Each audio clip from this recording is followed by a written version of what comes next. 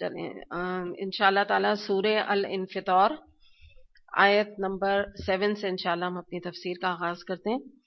نحمدہ و نصلی علی رسولہ الکریم اما بعد فاعوذ باللہ من الشیطان الرجیم بسم اللہ الرحمن الرحیم ربی اشرح لی صدری ویسر لی امری واحلل عقدۃ من لسانی یفقہوا قولی آمین یا رب العالمین.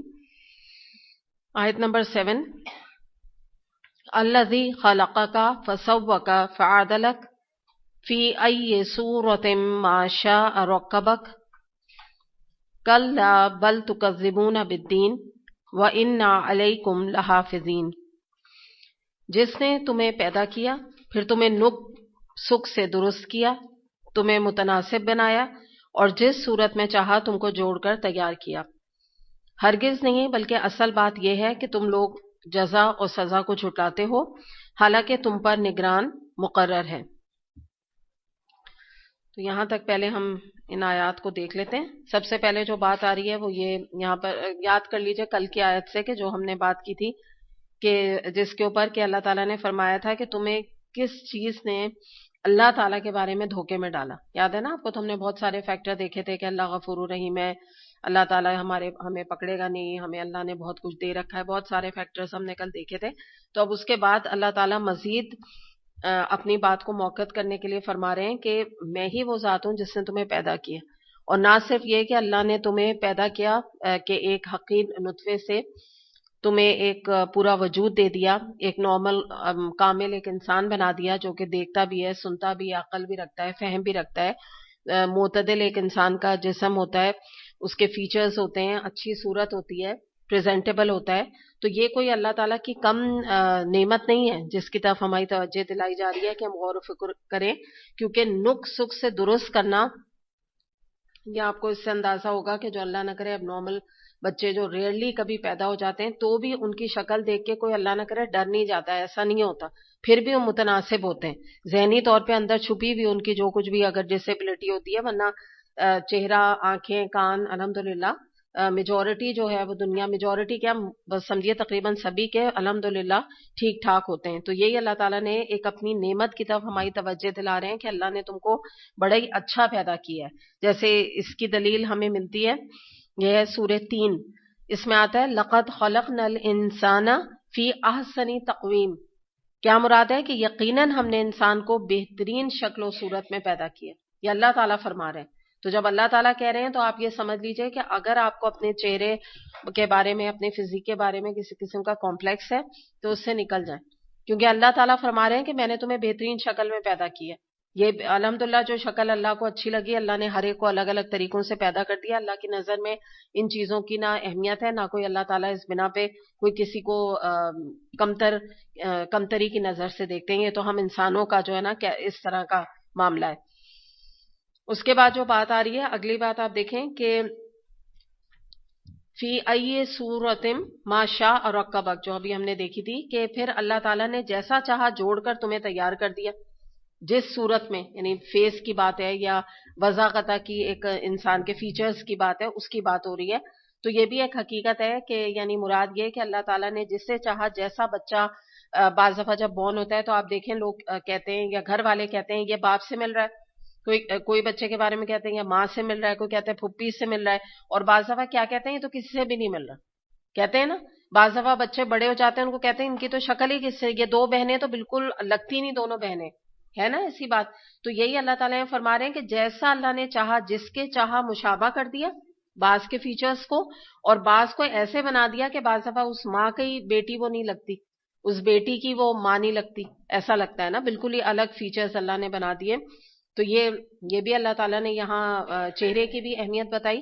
اور ایک اور بات اس سے پتہ چلا کہ تمہیں جوڑ کر تیار کیا، یعنی مراد یہ ہر ایک انسان کا ہمارا جو ایک فزیک ہے، جوڑ ہے، چہرے ہیں، فیچرز ہیں، سب الگ ہیں. ہم سب یہاں اتنے سارے لوگ یہاں الحمدللہ بیٹھے ہوئے ہیں، کوئی کسی کے بارے میں ایسا نہیں ہے کہ یہاں کے کنفیوز ہو جائے کہ یہ کون ہے اور وہ کون ہے. ہر ایک کے فیچرز، ہر ایک کا ایک فزیک سے آپ آرام سے آئیڈینٹیفائی کر لیتے ہیں. یہ کوئی کمال انتہا ہے بات کی اللہ کی. آپ دیکھیں نا کوئی کمال بات ہے کہ انسان جو ہے وہ کتنے انسان اللہ تعالیٰ نے کریٹ کیے اور اپنا کوئی ماڈل اللہ نے ریپیٹ نہیں کیا.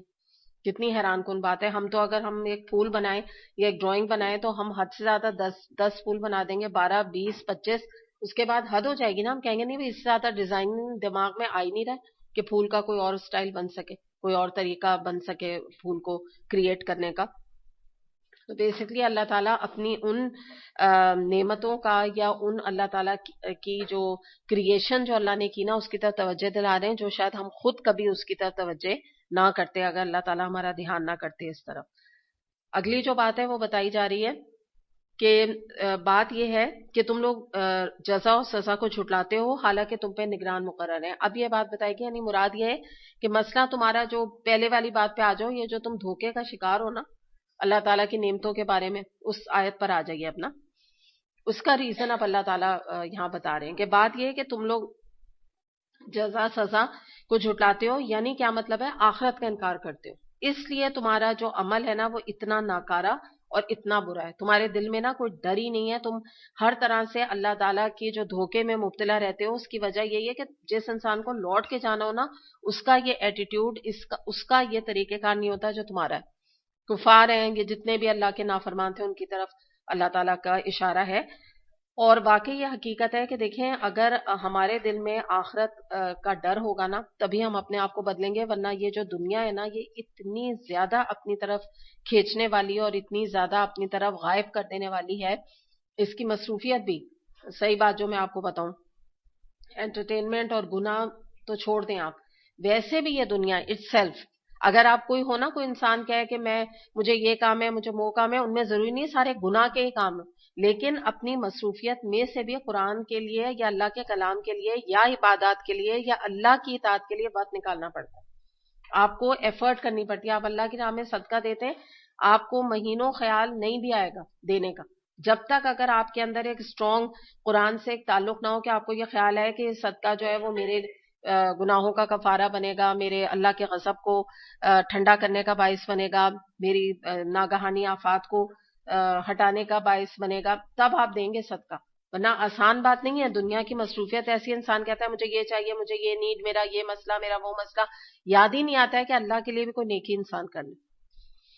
تو وہی بات یہاں پر ہے کہ جب تک یہ اسٹرانگ فیلنگ اور یہ اسٹرانگ دماغ میں یہ خیالات ہمارے نہیں ہوں گے, جب تک انسان جو ہے وہ عمل نہیں کر سکتا, وہ دھوکے کا ہی شکار رہے گا جس کا یہاں ذکر کیا گیا. اور آگے جو بات ہے نا اس کو وہاں سے آیت نمبر 10 کو نا میں آگے سے جوڑ کے پھر اس کی تفسیر آگے کروں گی کہ وَإِنَّا عَلَيْكُمْ لَحَافِظِينَ كِرَامًا كَاتِبِينَ يَعْلَمُونَ مَا تَفْعَلُونَ, حالانکہ تم پر نگران ہے ایسے معزز کاتب جو تمہارے ہر فعل کو جانتے ہیں. اب یہاں پہ ذکر کس کا کیا جا رہا ہے؟ نگران مقرر, کرامن کاتبین تو ہیں فرشتے, ٹھیک ہے. تو اب یہاں پہ ہمیں پتہ چلتا ہے کہ یہاں اللہ تعالیٰ فرما رہے ہیں کہ تمہارے جو بھی اعمال ہیں اچھے ہیں برے ہیں, ان کے اوپر تمہارے ایک رائٹ ہینڈ سائڈ ایک لیفٹ ہینڈ سائڈ پر ہمارے ایک کاتب فرشتے ہیں, پہرے دار, اور وہ نہ کوئی خیانت کرتے نہ وہ کوئی بات کم لکھتے ہیں. ایز اٹ از جو حقیقت بات ہوتی ہے وہ اس کو نوٹ ڈاؤن کرتے رہتے ہیں, اور کوئی بات ان سے پوشیدہ بھی نہیں ہے ہماری. وہ ہمارا ایک ریکارڈ مینٹین کر رہے ہیں جس کے اوپر آگے بیسڈ ہو کر ہمارا نامہ اعمال آج بھی تیار ہو رہا ہے, لیکن اللہ کے سامنے قیامت کے دن وہ پیش کیا جائے گا. یہ ہے, یہ اتنی امپورٹنٹ ان کی ڈیوٹی ہے. دوسری بات کیا ہے کہ اگر آپ پچھلی آیت سے اس کو لنک کریں جو اللہ تعالیٰ نے فرمایا نا کلا ہرگز نہیں, یعنی کہ تمہارا جو یہ تمہارا کانسیپٹ ہے, مراد یہ ہے کہ تم اگر آج اللہ کا جزا سزا آخرت کا انکار کرتے ہو, اللہ کے قرآن کی باتوں کا انکار کرتے ہو, نگلیکٹ کرتے ہو, تو تمہیں پتہ ہونا چاہیے کہ تمہارا ہر فعل تمہارا ہر قول نوٹ ڈاؤن ہو رہا ہے. تو کوئی چیز تمہاری چھپی نہیں رہ جائے گی. جو یہ ایک تنبیہ ہے نا, ایک وارننگ ہے, ہمارے لیے بھی وارننگ ہے کہ ہر عمل کرتے ہوئے, ہر بات کہتے ہوئے, ہر کام کرتے ہوئے ذرا پہلے تولو پھر بولو, تھوڑا سا سوچ لو, تھوڑا سا دھیرج رکھ کے دیکھ لو کہ تم کیا کام کرنے جا رہے ہو, کیونکہ تمہاری ہر چیز کا حساب کتاب لکھا جا رہا ہے. سورہ قوف آیت نمبر 17 سے 18 میں آتا ہے کہ ایک فرشتہ اس کے دائیں دوسرا اس کے بائیں جانب بیٹھا ہوا ہے. انسان جو کچھ بولتا ہے اس کے پاس نگران تیار اور حاضر ہے. تو یہ دلیل ہے. جیسے کوئی مذاق سمجھتا ہے کہ کرامن کاتبین یا ایسے شاید مذاق کرتے ہیں, بچے بھی سمجھتے ہیں کہ لیفٹ رائٹ ماں کہتی ہے نا کہ بیٹھے ہیں فرشتے, تو وہ سمجھتے ہیں وہ کہاں بیٹھے ہیں, دماغ میں تصور آتا ہے. تو بتا کیا دیا کہ حاضر ہے. حاضر کا مطلب کیا ہے؟ اٹینٹو, بالکل ایکٹیو ہو کے بیٹھے ہیں کہ یہاں ابھی ایک بات انسان کے منہ سے نکلی اور وہ لپک کر اس کو لکھ لیتے ہیں فوراً, ایک سیکنڈ بھی آگے پیچھے نہیں کرتے وہ اس معاملے میں. اسی لیے بخاری میں یہ حدیث آتی ہے, نبی کریم صلی اللہ علیہ وسلم نے فرمایا کہ جو اللہ پر اور آخرت کے دن پر یقین رکھتا ہو, ایمان رکھتا ہو, اسے چاہیے کہ وہ خیر کی بات کہے ورنہ خاموش رہے. تو واقعی یہ بات ہے کہ خاموشی جو ہے نا وہ بہت ساری برائیوں کو نا انسان کے ختم کر دیتی ہے. اگر جن لوگوں کے اندر یہ عادت ہوتی ہے نا جو بے تکان یا بغیر سوچے بولے چلے جاتے ہیں, تو ان میں سے اگر آپ ان کا, اگر وہ خود اپنی آواز ٹیپ کریں تو ان کو اینڈ آف دا ڈے ان کو ریزلٹ یہ سامنے آئے گا کہ آدھے سے زیادہ باتیں ایبسرڈ اور یوز لیس ہوں گی, جن کی ضرورت بھی نہیں ہوگی کرنے کی, جو انسان کے منہ سے نکل گئی ہوں. تو انسان ذرا سا سوچ سمجھ کے اس کو اپنی زبان کو استعمال کرے. آگے دیکھتے ہیں آیت نمبر 13-14. ان الابرار لفی نعیم و ان الفجار, اچھا 12 ہے, یعلمون ما تفعلون, اس کو بھی ہم دیکھ لیتے ہیں. یعنی وہ اچھی طرح جانتے ہیں جو تمہارا فعل ہے, تم جو کچھ بھی کر رہے ہو. ایک تو یہ ہم کہتے ہیں نا کہ اللہ کو علم ہے ہم جو کر رہے ہیں, تو یہاں پہ ہمیں یہ اس بات کا بھی ادراک ہو رہا ہے کہ یہ جو فرشتے ہمارے اتنے کلوز بیٹھے ہیں, کہ دیکھیں فرشتوں کی ڈیوٹیاں ہیں, مختلف قسم کے فرشتے الگ الگ کام کر رہے ہیں, لیکن یہ جو خاص فرشتے ہیں نا, ان کو ہمارے افعال اعمال اور ہمارے بول, جو ہم زبان سے الفاظ نکال رہے ہیں, ان سے زیادہ اور کوئی اچھا ہمیں نہیں جانتا. بڑے بہترین یہ ہمارے جج ہیں, یہ ہمارے بارے میں اندازہ لگا لیتے ہیں. آگے ہے ان الابرار لفی نعیم و ان الفجار لفی جحیم یصلونھا یوم الدین وما هم عنہا بغائبین وما ادراک ما یوم الدین. اچھا یہ آگے کر لیں, 19 تک کر لیتے ہیں, ٹھیک ہے. ثم ما ادراک ما یوم الدین یوم لا تملک نفس لنفس شیئا والامر یومئذ للہ. یقیناً نیک لوگ مزے میں ہوں گے اور بے شک بدکار لوگ جہنم میں جائیں گے. جزا کے دن وہ اس میں داخل ہوں گے, اس سے ہرگز غائب نہ ہو سکیں گے. اور تم کیا جانتے ہو کہ وہ جزا کا دن کیا ہے؟ ہاں تمہیں کیا خبر کہ وہ جزا کا دن کیا ہے؟ یہ وہ دن ہے جب کسی شخص کے لیے کچھ کرنا کسی کے بس میں نہ ہوگا, فیصلہ اس دن بالکل اللہ کے ہی اختیار میں ہوگا. اب یہاں دیکھتے ہیں ہم کہ جو پہلی بات آ رہی ہے, یقیناً نیکوکار جس کو ہم متقی کہتے ہیں ان کا انجام ہے, اور ان کے لیے خوشخبری ہے کہ وہ تو مزے میں ہوں گے, وہ تو جنت کے عیش اور آرام میں ہوں گے, اور ان کو کسی قسم کی بھی جو ہے کوئی تکلیف وہاں پہ نہیں دیکھنی پڑے گی. اور جو دوسرا گروپ ہے, جیسا کہ ہمیں پتا ہے 2 گروہ ہیں, تو ان کا معاملہ کیا ہے کہ وہ جہنم میں چلے جائیں گے. یعنی یہ ایک اینڈ ریزلٹ ہے جو یہاں ایونچولی اللہ تعالیٰ نے بتایا ہے کہ تم جس طرح کے کام کرو گے, جیسے تمہارے دن رات گزریں گے, جیسے تمہارے عقائد ہوں گے, اسی کے حساب سے تمہارا انجام ہوگا. اور دوسری جو بات ہے نا کہ یہاں جو ذکر کیا جا رہا ہے ان الابرار لفی نعیم, تو ایک بات یاد رکھیے گا, ویسے تو ابھی ہم نے ان کو نیک لوگ کہہ دیا ہے, ٹھیک ہے, لیکن یہ جو ورڈ ہے نا اس کو میں تھوڑا سا آپ کو بتا دوں. ابرار,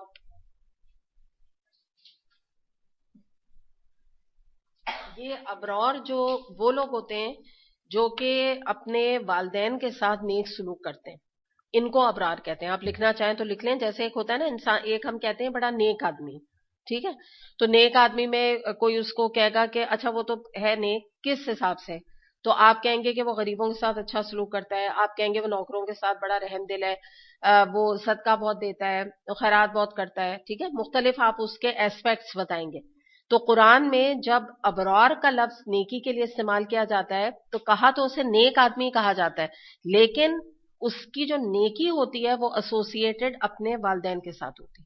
اور ہوں گی نیکیاں, لیکن ابرار کے ورڈ میں جو بات ہائی لائٹنڈ ہے وہ یہ ہے کہ وہ اپنے ماں باپ کے ساتھ بہترین سلوک کرنے والا تھا. تو یہ اس لیے یہاں پہ اوور آل تو ترجمہ نیک لوگ مزے میں لکھا ہوا ہے, تو اس میں ان کے لیے بھی خوشخبری ہے جو اپنے والدین کا خیال کرتے ہیں, ان کے ساتھ حسن سلوک کرتے ہیں. تو ان کو یہ قرآن نے ایک ٹرمنالوجی دی ہے ابرار کی.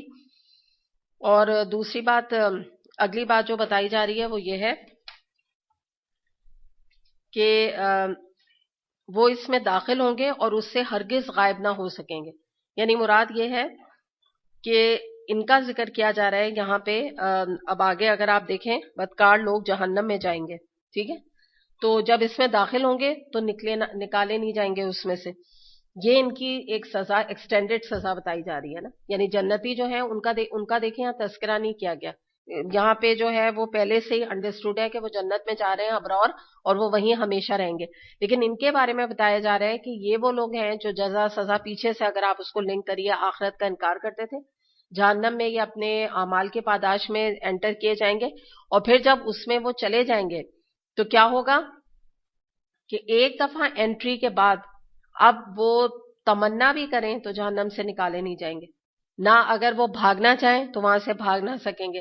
اگر وہ ریکویسٹ کرنا چاہیں جہنم کے دروغہ سے تو بھی نہیں نکالے جائیں گے. تو پتہ یہ چلا کہ ایسا جگہ ہے یہ جہنم کے, ایک دفعہ جب ان جیسے لوگوں کی انٹری ہو گئی تو وہاں سے ان کا غائب ہونا کیا کہ وہاں سے پھر وہ کبھی بھی نکالے نہیں جائیں گے. دوسری بات جو بتائی گئی یہاں اگلا ذکر کیا جا رہا ہے, اور تم کیا جانتے ہو وہ جزا کا دن کیا ہے. یہ بات کو مزید موقت کرنے کے لیے, ڈرانے کے لیے, وارن کرنے کے لیے کہا جا رہا ہے کہ تم نے جو اندازہ قیامت کا لگایا ہے وہ بڑا ہلکا ہے.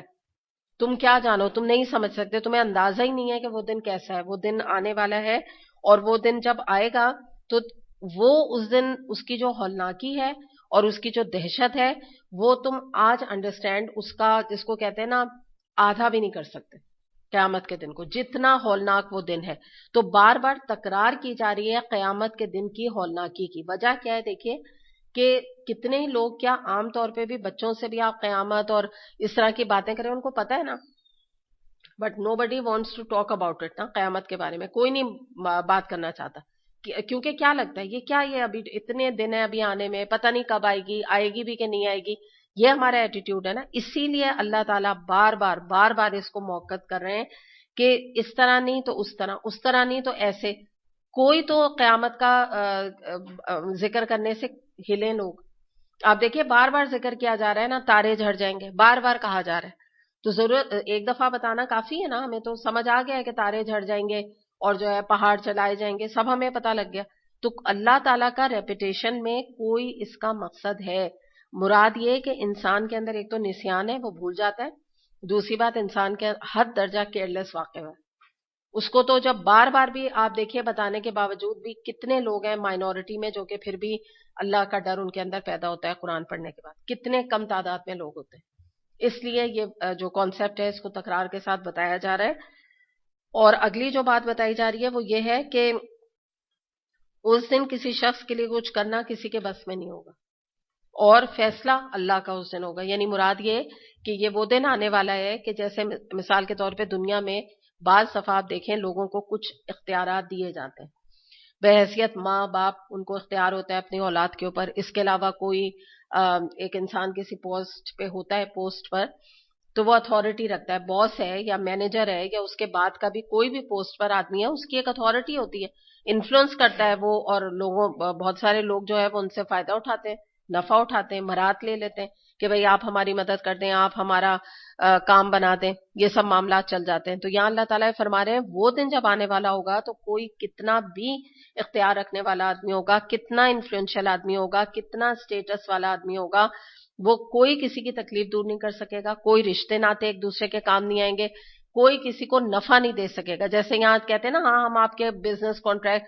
آپ ہمیں اتنا دیں, ہم آپ کا یہ کام بنا دیں گے, اس کے بدلے میں آپ ہمیں بزنس کانٹریکٹ دے دیں. لوگ اپنے اختیارات اور اپنے جو سوشل کانٹیکٹس ہوتے ہیں ان سے فائدہ اٹھاتے ہیں نا.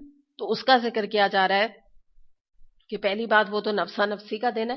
دوسری بات اختیار بھی کلیتاً جس کو کہتے ہیں نا اللہ کے ہاتھ میں. اللہ نے اس دن کسی کو اختیار دیا ہی نہیں. دنیا میں ہاں اختیار ہے, اتھارٹی ہے, ایک پریزیڈنٹ کے پاس بھی ہے, پرائم منسٹر کے پاس بھی ہے, ایک پیون کے پاس بھی ہے. ایک حد تک پیون آپ کو انٹر نہیں ہونے دے گا کسی بہت بڑے آفیشل کے کمرے میں, ہے نا یہ بات, کہ حالانکہ کیا اس کی نوکری کچھ بھی نہیں, چند ہزاروں کی نوکری ہے, لیکن اس کی ایک اتھارٹی ہے. تو کچھ نہ کچھ جزوی طور پہ یا کلی کافی حد تک اختیار جو ہے وہ دنیا میں ہے سب کے پاس, لیکن اس دن اللہ نے مکمل طور پہ اختیار اپنے ہاتھ میں رکھا ہے. اور یہ جو بات ہے نا کہ کوئی کسی کے لیے کرنا چاہے بھی نہ کر سکے گا, تو اس کے بارے میں حدیث ہمیں ملتی ہے کہ نبی کریم صلی اللہ علیہ وسلم نے فرمایا اپنے مختلف گروہ قریش کو, عبد مناف, اپنے چچا عباس رضی اللہ عنہ, ان صفیہ پھپھی رضی اللہ عنہا، فاطمہ رضی اللہ عنہا بیٹی، سب کو مخاطب کر کے فرمایا کہ تم سب اپنے آپ کو آگ سے بچانے کی کوشش کرو.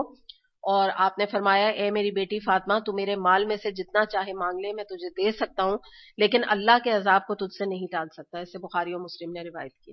اور وہ بھی یہ کہ کوئی مال غنیمت کبھی آیا ہوا ہوگا تو تھوڑا بہت آپ کے پاس موجود ہوگا تو آپ نے یہ بات کہہ دی ہوگی، ورنہ تو آپ کے پاس مال تو کبھی ہوتا ہی نہیں تھا. کبھی بھی ایسا نہیں ہوتا تھا کہ آپ کے پاس گھر میں مال موجود ہو.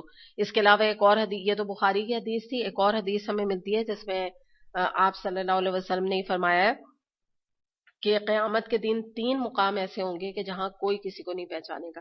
نمبر 1 جو ہے میدان حشر پر، جب سب بھاگے جا رہے ہوں گے.